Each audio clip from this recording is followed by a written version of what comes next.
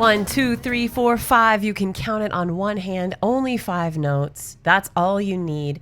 Whether you're playing classical music and you want to have iterative practice, blues music, folk, rock, country, Celtic, no matter what style you're in, EDM, hip hop, trap, dub, 5 notes on the violin are going to get you a structure to play the music you love. And those 5 notes work over almost any chord in almost any key. And once you know this pentatonic scale, you have a key that opens every door.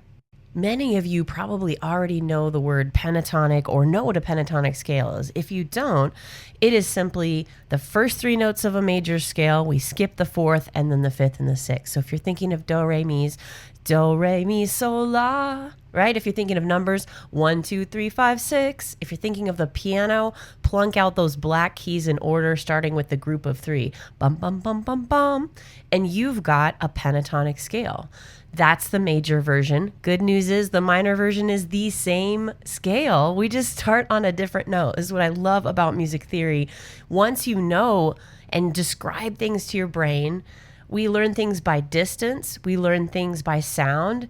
We learn things by sight. And when we collaborate with all of this information as to how it feels in our hands, what it sounds like, what it looks like, we can then transpose it, transmute it, and convert it to whatever we need.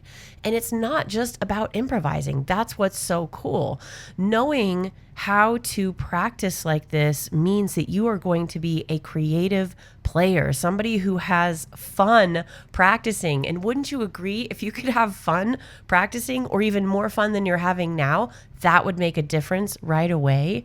If your brain was lighting up and your heart was lighting up at the same time because you realized a simple structure could revolutionize the way your fingers move across the fingerboard. And don't you feel like it shouldn't be so complicated? You hear and see all these people. They're famous rock musicians. We see people in every genre ripping out solos. And sometimes when you play an instrument as hard as the violin, you go, it's hard enough to just play, Star of the County Down or one of my favorite fiddle tunes. How am I possibly going to ever improvise convincingly and play a ripping solo? Well, the cool thing about music theory and the cool thing about knowing these 5-note scales is that if you pick apart many of the solos you've heard, many of the fiddle tunes much of the folk music, pop music, in fact, it's all made up of these notes. They're a language, they're a vocabulary, they are a key, a secret, and a shortcut. And once you're able to play them, you can play so many things. So whether or not you want to improvise, this is your episode. Keep listening, because learning how to practice this way is a game changer. If we haven't met yet, I'm EP Archer, and I help committed adults who play the violin create beautiful tone and unshakable confidence without compromising the music that they love. So if you think about every style of music, these 5 notes are present. We have music from every culture, every continent, and every style that includes these notes. It's universal because it's naturally consonant. What does that mean? All the notes sound great together. You can literally play all 5 notes at the same time, and that forms... Okay, technically it's like a cool jazz chord, but it's still a chord, right? We've got 1, 3, and 5, which are a triad, do, mi, so, and then we've also got the 2, called the 9 in jazz, which is a nice note you can just use to add color. And we've got the 6, which is that nostalgic, beautiful major 6 chord quality. So no matter which of these notes you're combining, you can learn to develop your harmonic ear in a different way. And as violinists, we do get stuck in a little bit of a rut. We practice these same finger exercises and finger patterns and major scales, minor scales, melodic minor, harmonic minor. And there's actually a simpler way to get around your instrument and to have your fingers feeling fresh and your brain feeling challenged. So let's take a moment to step back from what the traditional scale book would tell us, and let's learn how to move our fingers over the fingerboard using the pentatonic scale. Now, we just covered in our last episode using melody as a foundation, as a jumping off point, as the actual notes that you start with. And many of those melodies that you're using are going to be created through the pentatonic scale. Some have a full major scale, some have more notes, but that pentatonic scale is going to get you so many melodies that you already recognize. And you can explore freely with it. It's not so boring as to have just 3 notes together, da da da da da da da da, right? Those are our finger exercises. It's got that little skip in it, right? When we go from 3 to 5, there's that little leap, and we go from 6 to 1, there's a leap. So we have different intervals combined in a way that is easy to hear and practice. And in fact, if you add one little chromatic note to it, that sharp 4, you get a blues scale. And the blues scale is used so prevalently, not just in jazz music, but in rock music, in gospel music, in all kinds of vocabulary. So one of the keys to using music in this way, to practicing in this way, is being able to sing. And this is part of our patented somatic resonance for violin approach. One of the things that we do is we're able to use solfège patterns, connect those to our voice, to our body, to be able to actually sing these patterns with our voice and then sing them on the violin. So if you want to experiment with that kind of a technique, take something that you hear that you're like, okay, I hear it. Go ahead and sing it. After you, and you don't have to be an opera singer. Let's be honest. We really can just like garble it, hum it. You don't have to have an amazing voice to use this technique. You just need to make sound come out of your mouth. It's just an outward representation of what the inner ear is hearing so that you know, and the people that you're working with in your cohort or your teacher that you're working with one-on-one can also know. So when you sing what you're about to play, your improvisation comes from your ears. Your practice technique comes from your ears.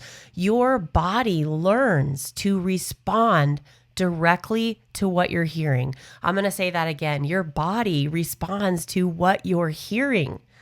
You don't have to have the sheet music. You don't have to theoretically analyze it. Now, I'll give you a shortcut. If you do play from sheet music, that helps you play faster, and that helps you learn music more quickly. And if you know the theory behind what you're hearing, that also makes things faster. Those are both roads to acceleration, not just with improvisation, but with playing your violin in a way that feels facilitated and idiomatic and where you can crush on the violin. So both of those paths really important. You can take one, the other, or both. But when you have that description in your brain in some way, the fingers fly.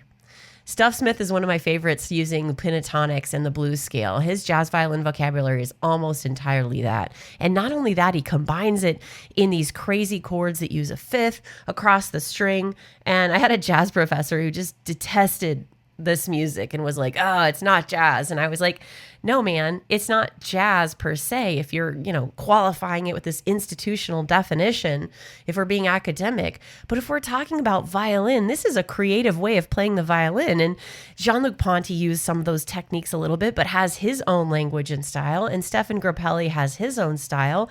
But isn't it so amazing that by practicing things that we feel are fun, that we feel in our body, we create this vocabulary and this language. We think of David Grisman and Mark O'Connor playing music that feels like folk and jazz. It's because the pentatonics are shared language between those two styles. And I have many students who have learned this scale and have instantly been able to produce music that feels authentic to this style. Not that it's a shortcut, but, well, it's kind of a shortcut. Let's call it a secret. It's a secret to being able to move around when there are changing chords without having to change chords. If you're in the key of C, you can play a C pentatonic scale. And if you're in the key of A minor, you can play that same scale. And for those of you that aren't interested in improvisation but have stuck with us this long, iterative practice is where it's at, baby. It's taking something you know and playing it however many different ways, even if it's 1 note, 2 notes, in this case, 5 notes. How many different ways can we play and own these notes? All 5 of them in a row, in groups of 2, in groups of 3, in groups of 4, in skipped notes, in skipping 2 notes, in different positions, in different keys, all around the fingerboard on just 1 string. the possibilities are endless. And when you learn to practice like that as a violinist, you learn to master and own your body's connection to the sound, and you get to own the sound. And that's what I want so much for you, because the feeling that you get when your fingers are moving and you didn't tell them what to do and they sound great is one of the best feelings in music. So here's how you can apply this today. 5 notes in 5 minutes or less. I want you to learn this scale if you haven't. If you know it already, go ahead and sing it. Do, re, mi, so, la. Find it on your instrument. You can start on any open string. So if you're starting on the G string, G, A, B, D, E. So you'll have 3 notes on the G string and 2 notes on the D. That same finger pattern will work if you start it on the D string, the A string. Then put on a backing track or put on your favorite fiddle tune or any piece of music in that key and start playing along. You don't have to go quickly. You can do any rhythm. You can do any kind of pattern. It will work. Move between the notes and feel yourself harmonizing with the music. When you finish that, come and find us, because 5 notes is not a limitation. It's a container to help you freely express. So if you've been thinking about going a little step further, or if you just want to show us what you're working on, or if you want to see any of these techniques we've been talking about demonstrated live on video, come and find us on facebook.com/group/adultviolin. We demonstrate these techniques. We have great conversations, and all you have to do is pop in and say hi and be a part of a community that's doing the exact same thing you're doing, committing to the violin, because it's an amazing instrument. And when you get to play music on the violin, your best music is on the other side, and I'll see you there.